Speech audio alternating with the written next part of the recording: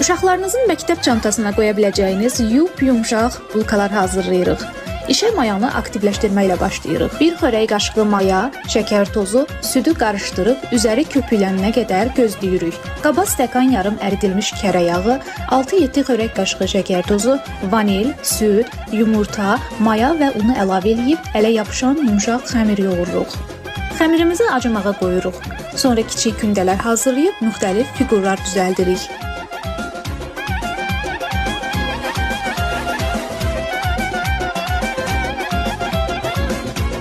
Mən içərisinə qoz ləpəsi ilə şəkər tozu qarışımı əlavə etdim. Siz istəsəz cemlə də əvəz edə bilərsiniz.